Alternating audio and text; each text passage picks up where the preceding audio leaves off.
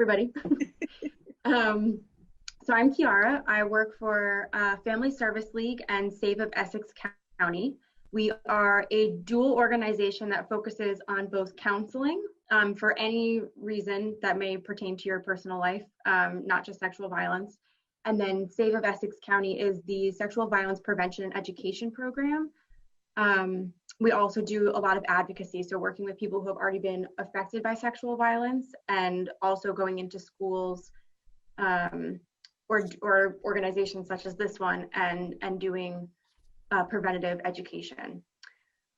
So that's a little about me. If everybody is ready, and hopefully you can see my screen, then I will get started. I really like to do more of an interactive approach. Obviously virtually that becomes semi-challenging, but we do have the chat feature. So if you're familiar with that, I would love to, I'll pose questions to you and I will give you a little bit of time before moving on so you can, have a think, respond to something that I might pose, just so that it's more of a back and forth conversation and not just me talking at you the whole time. So with that said, let's get started. The first question that I will pose to you is, does anybody have a general idea of a statistical number for, 1 out of how many women might be survivors of sexual violence? And then the same question, 1 out of how many men do you think are survivors of sexual violence? So I'll give you a few moments to use the chat if you can figure it out. And just let me know what you think those numbers might be.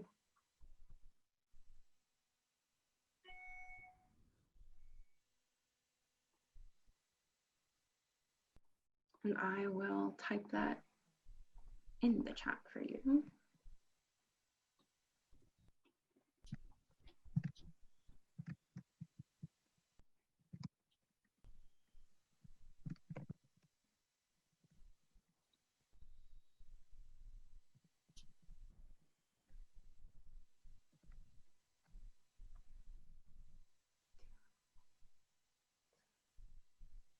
Okay, so we have 2 and 4 and 1 and 7. And when I say SV, that's sexual violence. It's just a common shorthand, just so people know. So is that 1 out of 10 that your guess is? 1 out of 4, 1 out of 10. Okay. So for women, that statistic is about correct. So 1 out of, depending on where the information is coming from and the age groups that are included that define women, right, depending on if they're a child or an adult, it's about 1 in 4 women and about 1 in 33 men. So as you can see, the number is significantly higher for women, but 1 out of 33 men being survivors of sexual violence is still very prevalent. That's about 3%. It's something that we oftentimes think of men being the perpetrators and women being the survivors, but it's important that we remember that's not always the case. And again, you can see every 73 seconds an American is sexually assaulted. So that's a really difficult statistic to swallow. It's not something that we are proud of, obviously. And then I want to draw your attention to this last bullet point. So specifically, this statistic talks about members of the LGBTQ community having much higher rates of sexual violence.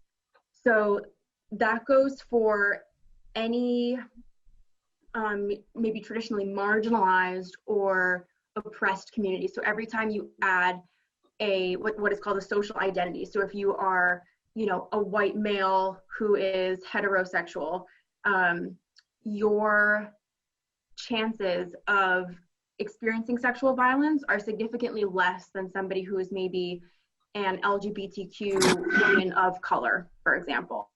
And that, that resonates with the rest of other communities who are, if it's not just LGBTQ, but women of color, maybe have more difficult time in other areas of life with jobs or housing, or those statistics resonate across the board. So that's also relevant for SV or sexual violence statistics.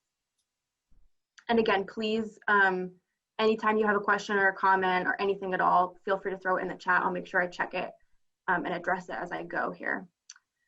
Okay, so my organization is specifically in Essex County. I met Estelle via a training in Essex County. So the statistics that I'm focusing on primarily are for Essex County. That being said, in the state of New Jersey, there's 21 counties, and Essex County is the one that has the highest rate of sexual violence in the state of New Jersey. Again, not something that we're proud of, but something that's very real. I'm curious if in the chat, if you could throw in some ideas as to why you think we might have the highest rate of sexual violence compared to all of the other 21 counties in the state. What about Essex County might make that?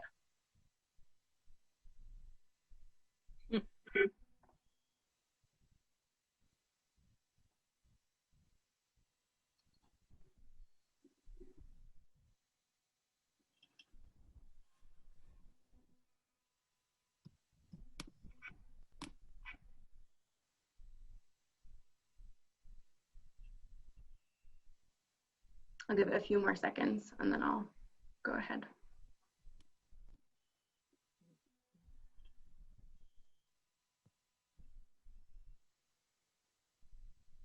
Okay, so Essex County, compared to the rest of the 21 counties, has really highly densely populated cities and towns. Somebody mentioned the unemployment rate. That's also, so that's something that we would call like a risk factor. So there's things that if somebody is already struggling, they might be more likely to end up perpetrating violence because maybe that's something that they're experiencing. Obviously, somebody who, there's not a direct correlation. Somebody who loses their job doesn't automatically become somebody who perpetrates sexual violence, but it is something that we would consider a risk factor for things that are already like keeping somebody oppressed, right? Which is what I was kind of getting at before in the previous slide. So it's very highly densely populated. We have Newark, for example, which is massive compared to some of the other counties in New Jersey that might be primarily farmland. So some of it is just the sheer size and population rate. We also have a ton of colleges and universities, right? There's Montclair State, there's Bloomfield College, there's Rutgers. All of that contributes significantly to the numbers that we experience here. We also have an airport, which is different than the rest of the counties in New Jersey, but it's also okay, all right, sorry. If people are having issues with the chat, then I will answer the questions as they are presented to me from the admin. So airports, Newark Airport specifically is a massive hub, right? So a lot of people coming either from California or from the UK, a lot of those flights will stop in the Newark Airport as a general, layover airport or whatever. And that, unfortunately, is really conducive for human trafficking. So a lot of the numbers that we have for Essex County specifically is also related to that. So the statistics are elevated quite a bit compared to the other counties. So I know you can read 1 out of 4 sexual assaults in New Jersey is in Essex County. And in 2019, so those are the latest stats that we have. So Save of Essex County accompanied 177 survivors. And those are just the people that knew about us within Essex County to access our services, and we're also comfortable reporting it or drawing attention to it, right? So that's just in our county, the people that even were aware of our services. So again, something that's kind of hard to swallow and scary to think about, but important to talk about. Let's see. So on college, and again, these are a lot of numbers. I know it's very information heavy. On college campuses, we have a similar kind of phenomenon, if you will, taking place where it's another specific population of people. So young adults oftentimes experiencing their first, taste of freedom, so to speak. They might be, and it's developmentally appropriate, right, that they're experimenting with a lot of things, with drugs or alcohol, or Yes. meeting people that they might not have, come across before going to college, with different cultural backgrounds, or any type of background. And that again becomes kind of a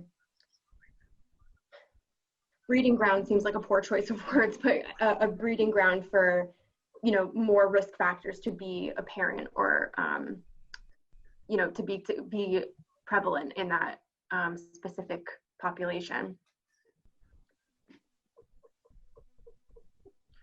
Okay, so we talked about that those numbers are only what people have reported. So as you can see, rape is the most underreported crime in America. And when we stop and think about it, I think it does make sense. It can be such a an emotionally laden crime, right? There's so much going on psychologically with this particular crime. So it makes sense that not everybody chooses to report it, or even wants to think about it after it's happened, right? So again, if people can access the chat, or if there's if you can utilize the Q&A to answer some of this stuff, I'm not sure. I'm curious why, if you stop and think, what might be some reasoning behind why people don't report this specific type of crime? Yeah.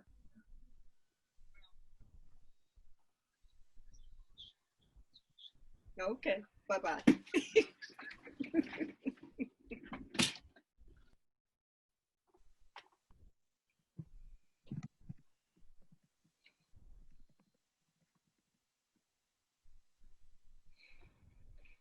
Okay, so somebody said stigma and shame. Absolutely.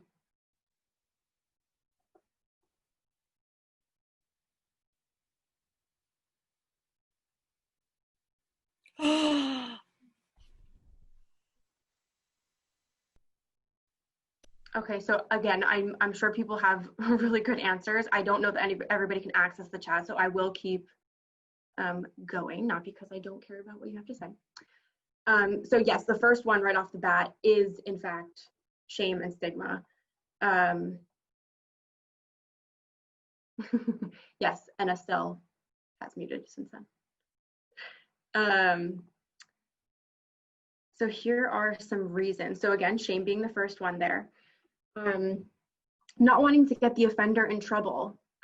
Oftentimes, people know the person that has perpetrated against them, right? And that can be very murky and difficult. For example, if it's a family member or somebody that they share living quarters with, and now this person, if they go to the police, there might be ramifications for this person. I guess shame ties into not wanting other people to know. If there were drugs or alcohol involved, they might not remember if they gave consent.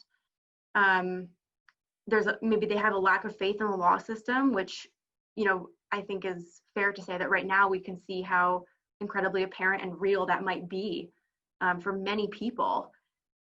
I think also there's,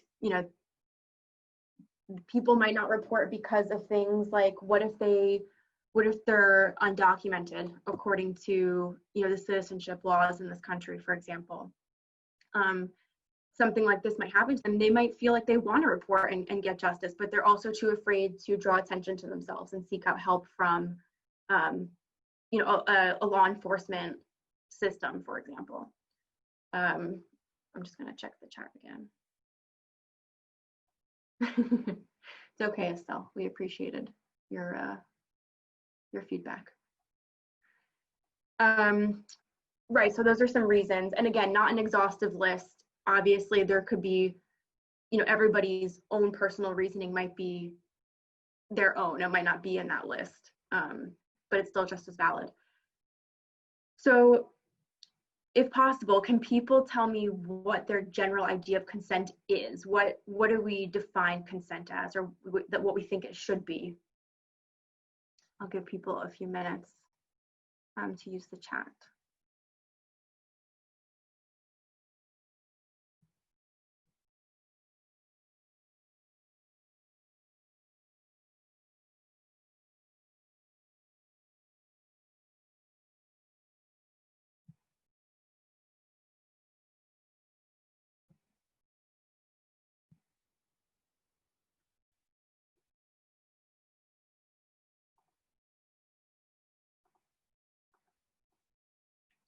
So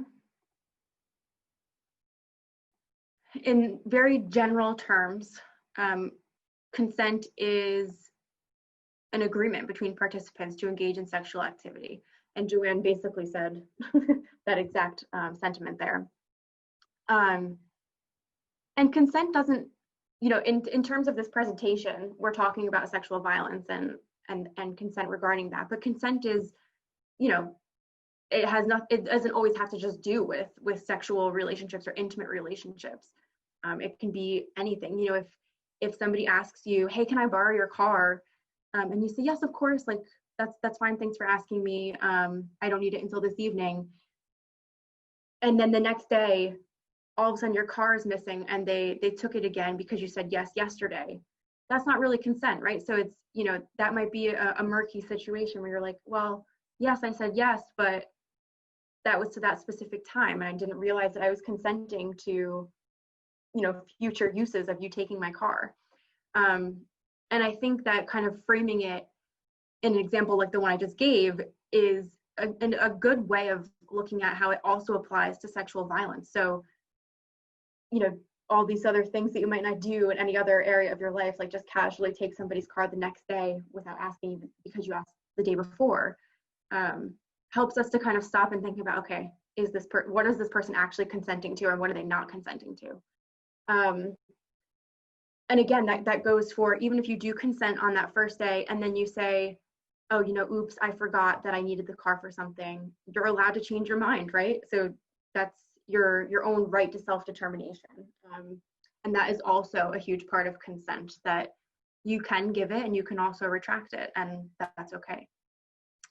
So this is a bit of a trickier question. And this slide in particular is pertaining to sexual violence specifically. So in the context of sexually intimate relationships, who cannot consent or is unable to? And what might that look like?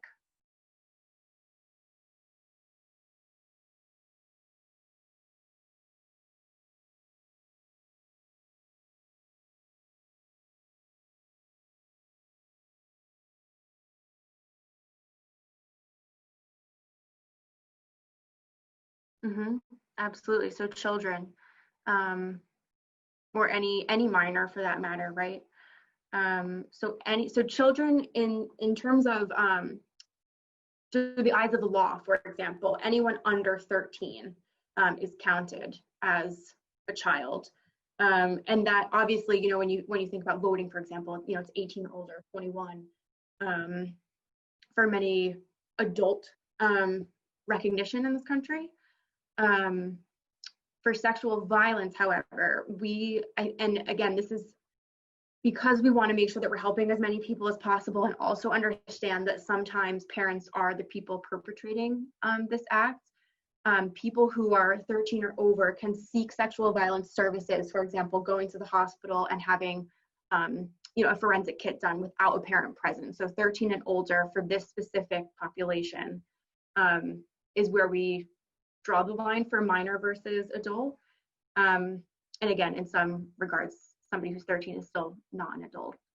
But for this specific content, we do try to see 13 and older to be able to aid them. Somebody else in the chat put prisoners. So yes, and I will, so in the slide, prisoners would fall under the power dynamics that exist in some relationships. So whether that's a coach and somebody on a sports team, or an officer and somebody who's an inmate, people who are in power dynamic relationships like that, where there's a clear identified authority figure, cannot consent. So that's a great example. So this one here that says under the age of 16 when the assailant is at least 4 years older is another really difficult one. And it's, again, a very murky line, because, for example, if you have a college freshman and a high school freshman, they might be in a totally consensual relationship where they have feelings for one another and they enjoy spending time together. But through the eyes of the law, again, developmentally, a college freshman and a high school freshman are completely different places in life. And if something Yes, I can see your chat. I hope that was helpful. Somebody who's so developmentally in a different place, the younger person in that situation might not necessarily have the ability to know what's best for themselves, even if they feel like they're consenting to something.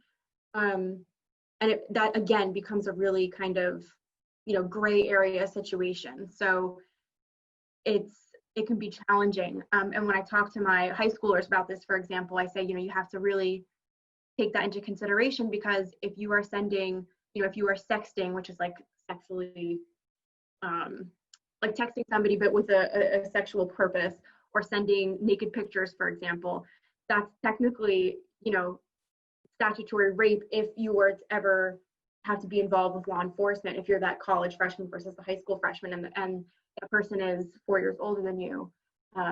It can become really problematic, even though you didn't know that you were doing something that, even if your intentions were perfectly good and the person was consenting. In the eyes of the law, the age difference becomes quite a gray area. Somebody had also said disabled folks. So anybody with a diminished mental capacity, whether that's somebody who has a disability or is mentally ill, if they're under the influence of drugs or alcohol, if they're unconscious, obviously, they can't consent or not consent to something. The other one that is worth clarifying is that if there's a weapon involved or a threat of a weapon. So this doesn't have to be a physical weapon. If somebody is holding a weapon, a gun to your head, for example, you obviously cannot consent in a situation like that, because you're given no choice in the matter, right?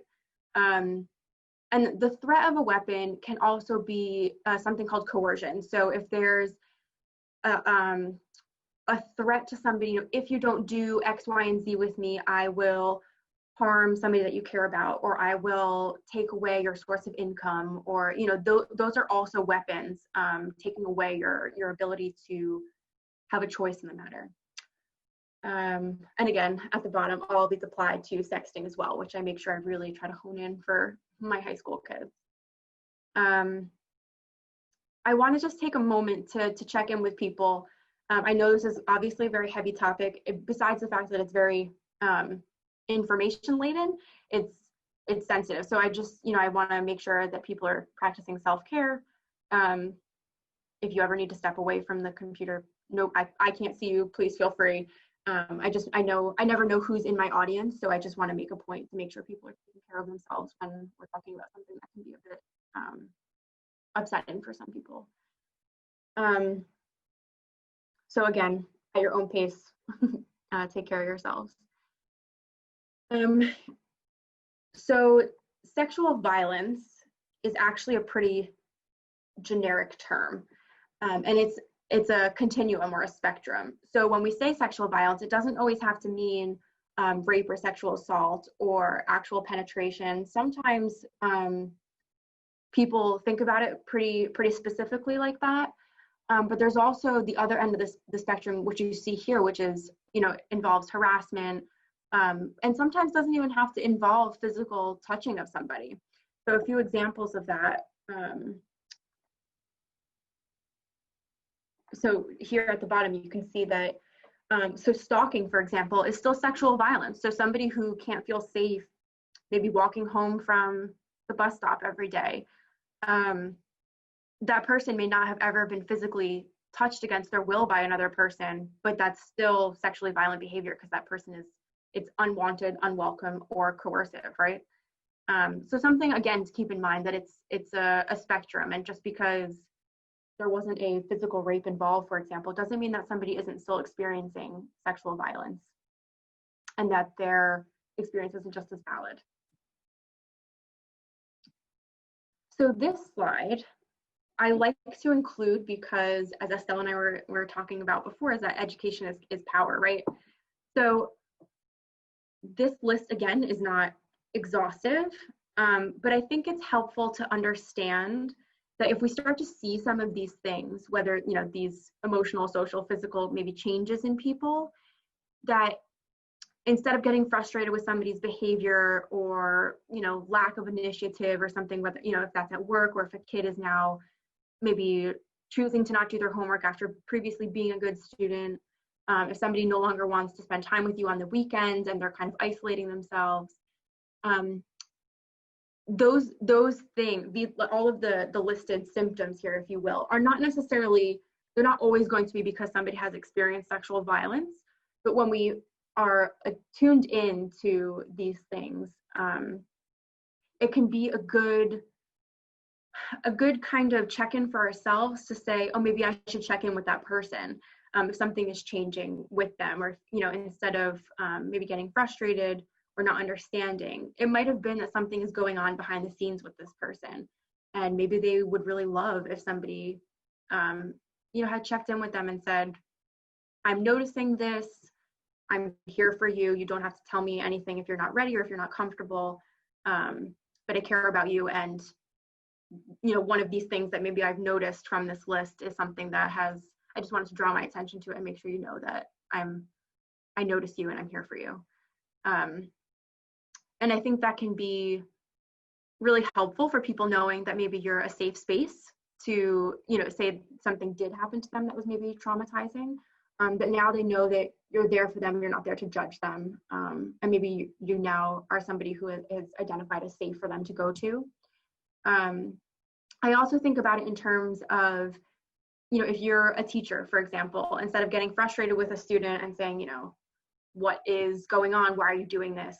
Instead of sending them to the principal's office or, taking punitive action, checking in with them and saying, what's going on? Like, I've noticed these things and I want you to know that I care, I have your best interest at heart, right?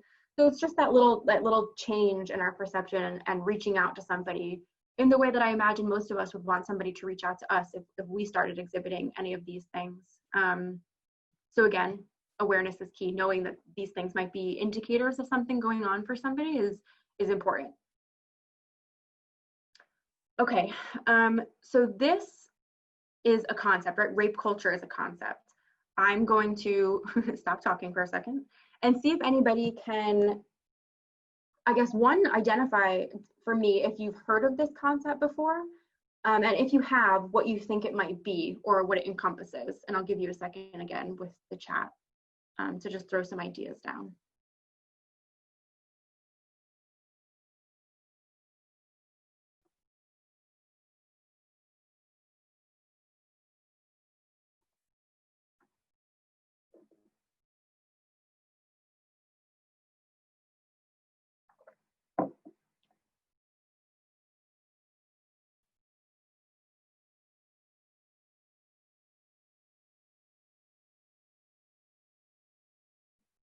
Okay, so somebody said that rape is somehow not what others say it is. So if I'm understanding you correctly, it sounds like maybe the tendency to maybe invalidate people's experiences or something. Somebody else said where rape is treated as the norm. Yep, absolutely. Those are both great answers.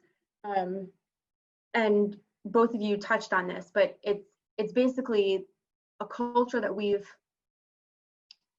kind of not consciously or verbally agreed to, but that we allow to continue, because we're not necessarily saying, we're not stopping it either, right? So things like gender roles, where men are more aggressive, right? There's like the gender roles are the stereotypes that go with being either a male or female or somebody in between. Normalization of violence, whether that's in the media, and again, silence, which is what we just kind of said, that people aren't necessarily saying no to certain things. So when we dismiss certain actions by saying, boys will be boys, or if people, if somebody makes a joke that is maybe around rape or sexual violence, and that's, the plot of the joke, and people laugh at it instead of saying, like, what is actually funny about that? It just allows the circle to keep being perpetuated, right? It's again, nothing is coming in to break that cycle. So that's where rape culture was born out of and also continues to thrive.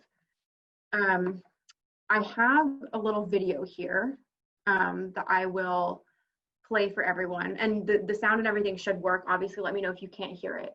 But it kind of talks to rape culture in our country specifically. So it has a lot of cultural references to different generations throughout America and how we've allowed rape culture to keep carrying on. It's like a spoken word poetry video. So here we go. And let me know if you can't hear it or anything like that. In his #1 single, Robin Thicke repeats, "I know you want it," 18 times. In the hit song You Ain't Even Know, Rick Ross raps, "Put Molly all in a champagne. She ain't even know it. Took her home and I enjoyed that. She ain't even know it. Broken records on the soundtrack of patriarchy. Misogyny on 2 gyrating legs.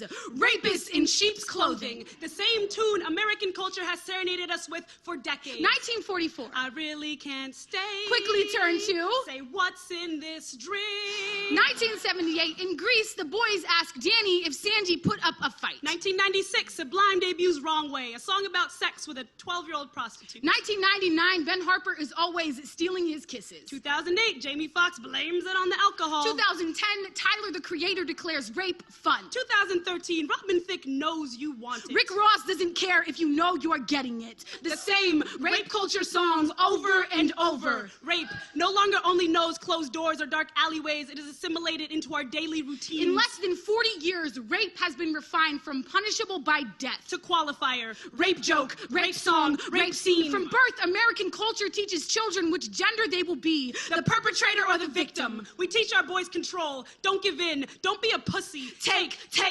We teach our girls, I know you want it, don't scream, don't fight back, take it. Rape culture has civilized its salivation. Its growl now mimics the tongues of the town folks. It laughs loudest when comedians use rape as punchlines. Crown prom king while girls are sent home for wearing outfits too tempting for young boys, as if this society removes agency from all of our bodies. They say Americans have no culture, no unifying string that threads together the everyday fabric of our lives. But we live in a country where it is tradition to take, custom to be predatory. Where we elevate those who rape to fame and glory, spotlight their smiles and ignore their skeletons as we provide their paychecks. Rapist has been redefined as director, Woody Allen, singer, R. Kelly, baller, Kobe Bryant, actor, Tyson, boxer, rocker, rapper. CeeLo, victim has been redefined as slut. Asking for it, liar, too drunk, too sloppy, not worth the investigation. In 2009, over 11,000 rape kits were discovered abandoned in police storage in Detroit. Nationwide, there are over 400,000 unprocessed rape kits.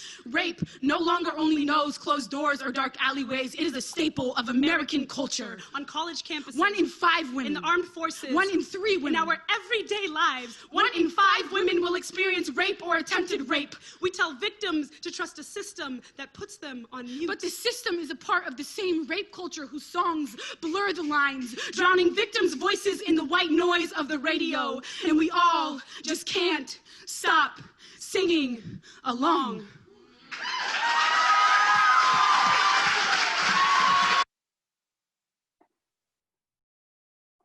So, I personally have seen that video like 6 million times because of my line of work, and I still get goosebumps every time I watch it.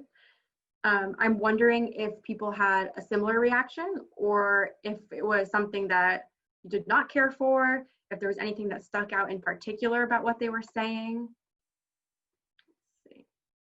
Let's see. Estelle says, wow.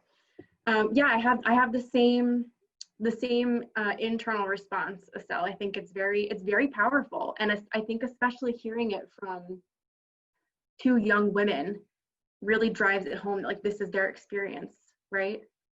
Yes, Eric says, yes, very powerful. We're all singing along. Yes, so I'm glad that you guys also got something out of this. I do find it very powerful as well. It just kind of shows, and Joanne says the songs that we have tolerated and sing promote the culture, and it's true. And you know, it's not to say that we should boycott the radio or things like that, but I think just making sure that we're aware of what we're actually subscribing to when we do turn on the radio and sing along, and if there's kids in the back seat, you know, what messages are they getting from it? Especially if you have a little boy and a little girl, you know, what is the boy taking away from those things about what it means to be a boy when he grows up, and the little girl as well. Yeah, so it made it really apparent about how embedded it is within our culture. And it's true. So I think, there's a lot of people that would probably say rape culture isn't a thing, but it's also, when you look at so many clear examples, right, in that video that they bring up, it's also hard to deny it. They're there. So I'm really glad that video resonated with everyone. I also continue to enjoy it, and be very impacted by it. So a little bit more about rape culture. So basically, what we just established was that it creates an environment where it might feel unsafe to disclose or report sexual assault. So if it's been so normalized in our society that this is just something that men do and women have to deal with, then it would be really difficult for somebody to come forward. And I'm thinking of a specific example right now, from a different presentation that I did, where there was a female officer in maybe the Army or the Navy. She was in the military of some sort, and she was saying, as the minority, as a female here, where the majority of other military officers were male, when they have downtime and she hears them talking about, rape jokes, for example, or something that helps to perpetuate stereotypes about men and women and their roles in life. She said, people that I've trained with who are technically supposed to, we're a team and we're there to save each other's lives on the field here. And, but if something like this happened to me, how could I feel like I could go to you or trust in you when I know that you're making jokes like that about somebody that I am that person. I am the woman in the butt of that joke. And how can I feel like I can trust you? And it'd be so easy for the men in that situation to kind of say it's just a joke or you're being too sensitive, right? But for her, it's when you put yourself in her shoes, it's not. It's very real, especially when you're hearing it repeatedly throughout your whole life. And again, that's just one example. I want to make sure to remind, or to drive the point home that it's not always men that are the perpetrators, and it's not always females that are the victims, right? But also acknowledging that is the norm in this specific situation or this topic.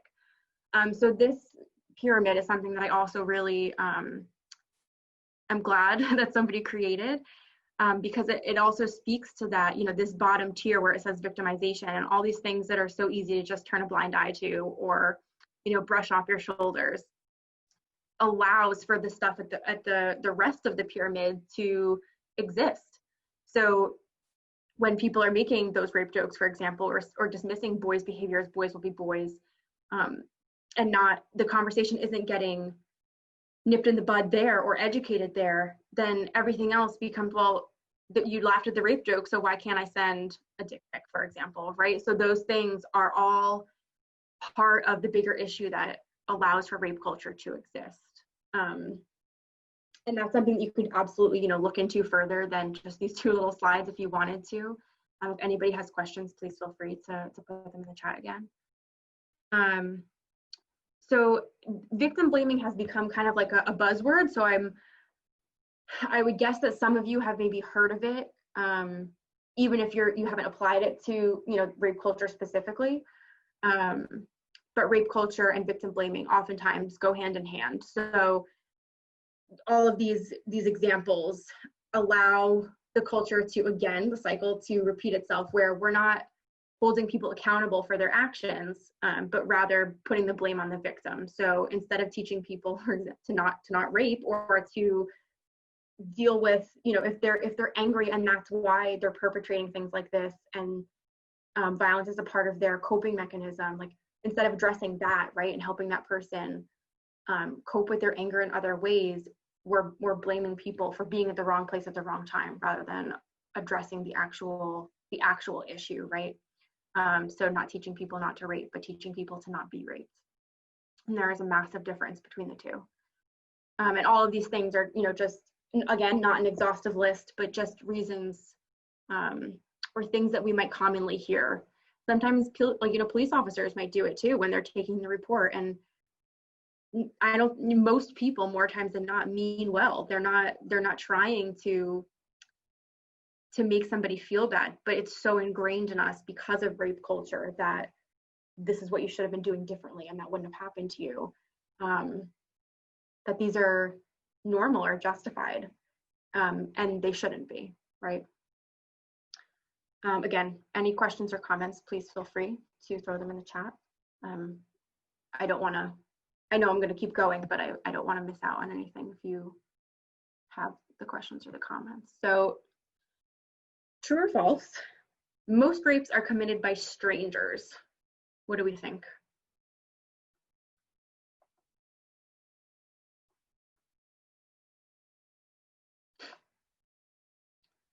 Okay. Sorry, Estelle, I missed your earlier comment. A dick pic. So that's like very slang language, like street talk, I guess. For when somebody, so typically a male will send a picture of their genitals to somebody who wasn't necessarily asking for it or did not consent to it. Typically it's preceded by the word unsolicited. So they talk about, usually it's women saying, oh, I turned on my phone this morning after waking up and there was a dick pic on it. Somebody who decided that this woman needed to be subjected to pictures of their body for whatever reason. Either they thought that she wanted it, or they thought that, they think so highly of themselves that they thought that this was like, a compliment or something along those lines. So that's a basic, brief kind of answer to that question. In terms of the true or false, you are all absolutely correct. That is false. So 92% of females and 74% of males know their perpetrators, whether it's an acquaintance or an intimate partner. Again, scary number. True or false? False claims of rape are common.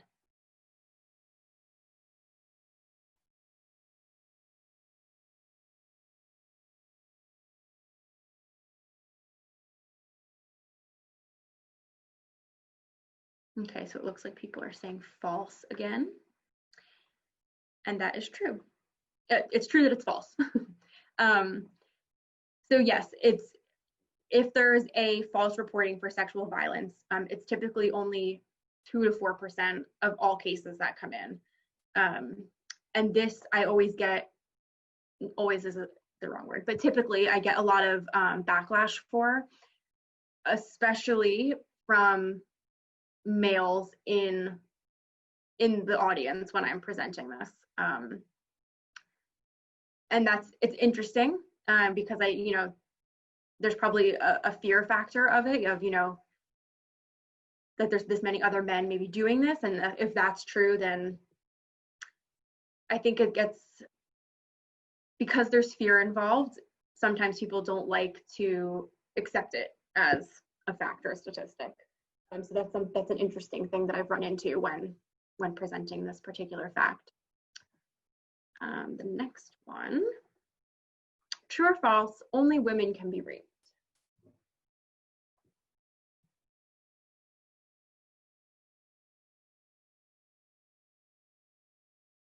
Okay, again, so I see people saying false, and that is correct. So sexual assault is experienced by all people of all genders, right? So we knew from the earlier slide that 1 out of 33 survivors are male. And then again, that people who are in the LGBTQ umbrella, specifically transgender for the purpose of this, they're exponentially more likely to experience violence. Again, I think because people don't necessarily understand, right?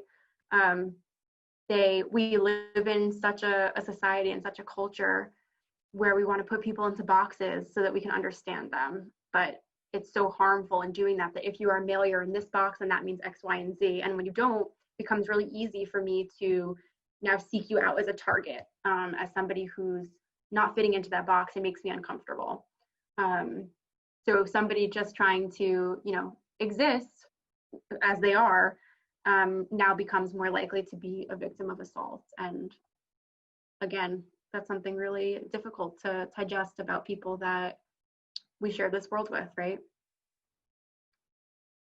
Okay, so that was a lot of information. I know this is a very heavy presentation. I want to switch gears a little bit to what if somebody discloses to you, or what we can do in the event that this is something that occurs for us or somebody that we care about. So if somebody discloses, again, not an exhaustive list, but these are some things to just kind of keep in the back of your mind. And I'll start by saying that there's the golden rule in life, right, of treat people how we want to be treated. And in this particular topic, what we might need in a situation like this might not be the same for somebody else, or an experience that we've had might be perceived completely differently by somebody who's gone through the same experience, depending on their resiliency and their support systems and cultural beliefs that they might have. So if your instinct is maybe to run and call the police if something like this happens, that might be somebody's worst nightmare that you might be trying to help, right? Maybe they're, again, undocumented, or they know the person who did it, or maybe it was an officer that assaulted them, right? So what we might do for ourselves, we can't always assume is what somebody else would want to do if they were in this situation. So treating people kindly, but the best thing to do is to always ask, what can I do for you in this situation, or what do you need from me? And then that allows them to be, one, back in the driver's seat and have a little bit more control over something that was just taken away from them. And to kind of make sure that you're there to advocate for them in whatever way you can, even if that's just providing them with information. So, hey, I'm here for you. I really care about you. I also don't really know what to do in these situations. So here's a hotline number, and this person, if you call the hotline, they'll be able to help you. And I will sit here and hold your hand while you're on the phone with them. So again, these are just some ideas. Somebody recently, when I was doing a presentation recently, said they were curious about the cautioning against the loss of evidence, and I'll get to that in a later slide.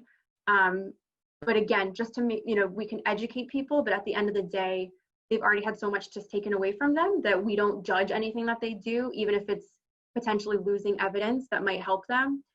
We let them do what they need to in that moment to regain control and cope with the trauma in whatever way is helpful to them. So the column on the right side here are the things that we would caution against the loss of evidence. So we would recommend that somebody, doesn't bathe or shower or even use the bathroom.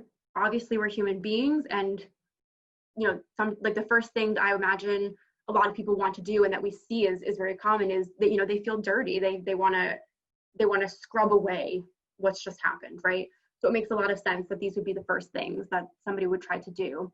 And if they want to go to the hospital and seek what we call a forensic rape kit, those things may not necessarily be conducive for getting the most evidence. So while it's probably human nature to want to shower or bathe or something like that, we would say, if you're interested in getting a kit, maybe try to hold off on those things. And that goes with brushing your teeth, gargling, eating, drinking, smoking, anything that could potentially wash away evidence.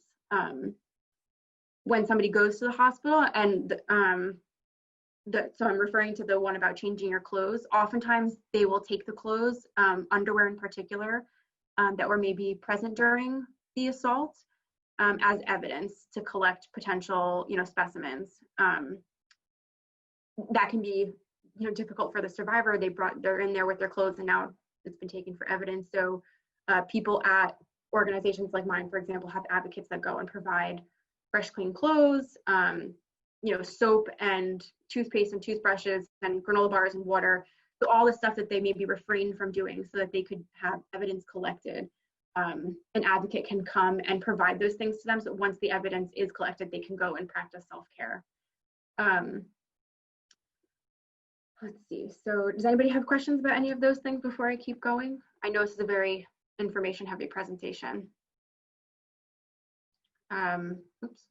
And again, at the bottom there, it says that if somebody did do any of those things, such as bathing or brushing your teeth or drinking or eating or anything, no, we would never say, well, you've done those things, so don't bother going to the hospital.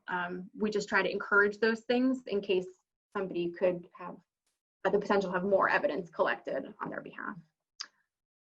Somebody's asking how. What is the context of that? How what, please? How frequently does alcohol blur consent? Understanding. Okay, so I think those are two separate people that were typing in the chat, so I'll see if somebody else wants to give me context for the first how. How do you ask someone if they want to get a rape kit? Where would we take them? Okay, great question. And then the alcohol blurring understanding for victim and perpetrator, I will wrap around to after I finish. We're almost done, so I'll address the other question while we're on this slide. So again, I think asking somebody, what do they want in this moment, and also providing them with education, right? So the more we know, the more we can help people. So if somebody comes to you and discloses, this is something that happened to me, and you ask, do you want to get a rape kit? They might have no idea what you're talking about. So you could say, if this happened, there are a few hospitals, and I'm again speaking for Essex County specifically, but there are hospitals that participate in treating people who have experienced sexual violence. So you could tell them that there's hospitals that exist for stuff like this. You could go and have a kit done, which would include having evidence collected, so that if they decide that they want to report, either now or someday, they have the evidence there that might help them should they decide to press charges, right? And again, not telling them that one thing is right or wrong either way, but just letting them know what their options are. So I will change slides because I think, let me just skip through some of this. Some of this touches on those things.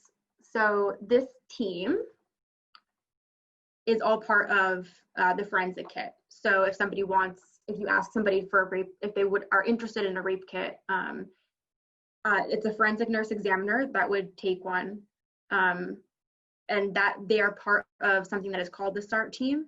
So these three things, the nurse examiner, the advocate, and the law enforcement official they all make up the team, but somebody does not have to go to one or the other. They can choose just the nurse, just the advocate, just the law enforcement. They can utilize all three.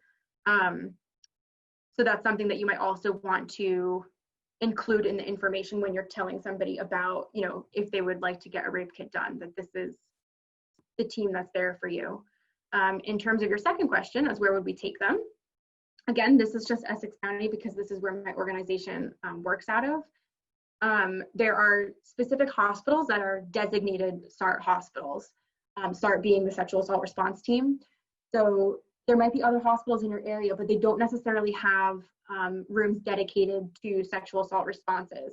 So only some emergency rooms do. And I'm sure that if you went on their websites or called them, they might, if you're outside of Essex County, they might be able to tell you if they are affiliated with SART teams. And that just means that they have nurses that are specifically trained in collecting the evidence in a way that's helpful to the survivor. They're trained in that specifically. And then again, this list is for the hospitals that are in Essex County specifically. I am going to return to a few slides, I think. Let's see. Yep.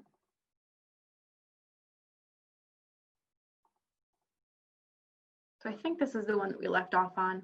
Again, these are just a few, you don't have to use it verbatim, but just some ideas as to if somebody discloses to you, and says, this is something that's happened to them, and you're trying to listen and also give them, their options so that they can be in control again and figure out how they would like to proceed. And sometimes proceeding means doing nothing except practicing self-care at that moment, right? If that means they just want to go to bed, etc., that's okay. The mirrored language, I want to point out specifically as, if somebody says I was attacked, it's best practice to also say, tell me more about your attack, and not asking about their rape or their sexual assault, because that can be triggering to somebody who hasn't identified that. Working with male victims, again, I think empathy is key. And I'm speeding through some of this because I'm cognizant of the time, so bear with me here. I think, again, just being empathetic and remembering that they are a human being. We're not trying to shove them into a box, and whatever they might have experienced says nothing about them as a person, but rather something that somebody did to them, right? It's always about the perpetrator and not the victim. These are, again, just a few more facts and figures. The ability to report a sexual assault or rape is, there's no statute of limitation. So that means if somebody was assaulted yesterday and they're not ready to report until 10 years from now, they can, and that's okay.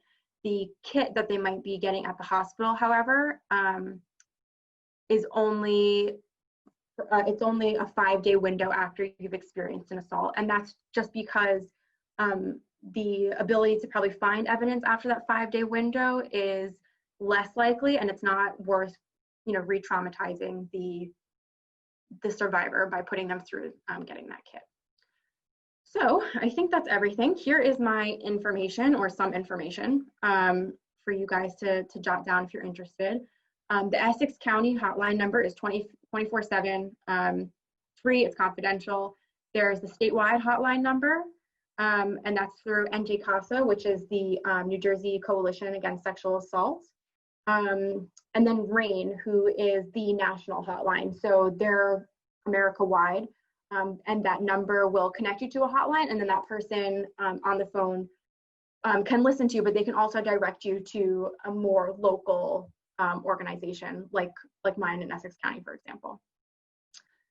So I hope that was informative to everybody. Thank you so much for taking time out on your Saturday to listen to something that I obviously believe is very important and that education is key surrounding. I think that there's questions and answers now. So if you are able to do that, or if you're interested, I will stop talking and turn it back over to either Estelle or David and take it from there. Thanks, guys.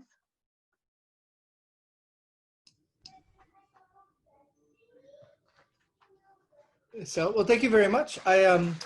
The only questions I have are the ones on the chat box right now. Okay. Great.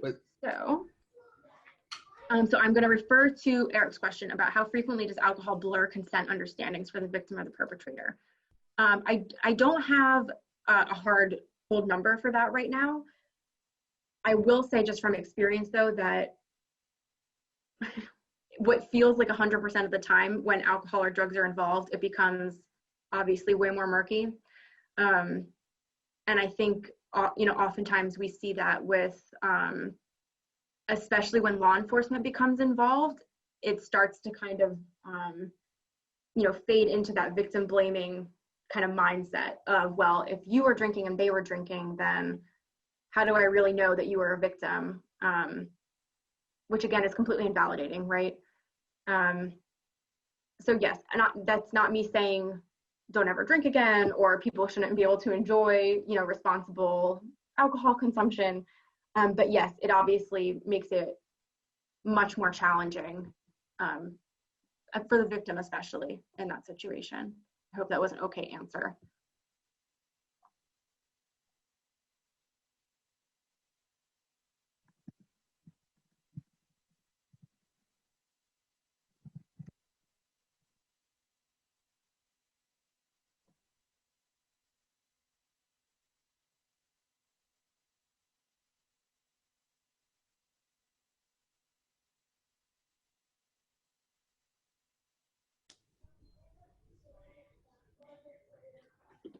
Were there any more questions? I'm not seeing any. No, that's fine. I also know sometimes people are maybe more comfortable asking things in private. So Estelle and David, I think you both have my email address. If you wanted to, I don't know if you have like a group email or something for your particular, your coalition or your group, or however you identify. I'm more than happy to respond to people individually if there's something that maybe they have a particular situation they wanted to break down with me, or a question that they'd rather ask in private, or a story or something. I'm obviously very open to that as well. And as we were talking earlier, agencies like yours do community presentations. So if churches wanted someone to come talk to their parishioners, that they can contact their local agency and schedule a community education forum. Yes, absolutely. So usually you would maybe go to like a rape care center or like domestic violence center, and those are usually the people that have you know, other people like me who do the presentations throughout the counties. We'd like to thank you very much, Kiara. You did an excellent, thorough job. I'm glad. I know it's always a toss-up between, you know, just so much information about something that's so heavy, but also, you know, understanding that it's important. So I appreciate everybody's time and taking in all that information. Thank you. Thank you so much. Thank you. And My Estelle, Kari, if you could just stick around for just a minute, but Sure. afterwards. But thank you everyone for coming today. Well, I'd like to invite you to our next Sacred Safe webinar, which will be Pathways to Change. Many times we hear a lot of talk about marginalization and systematic racism, and we're going to be addressing that on September the 12th. That is going to be addressing that issue. And then in September, we're also going to be looking at, protective factors for our children and youth against risky behaviors. We need to know how to prepare our children and prepare ourselves so that risky behaviors don't lead to tragedy. So that those will be our next webinars. And I thank you today for coming.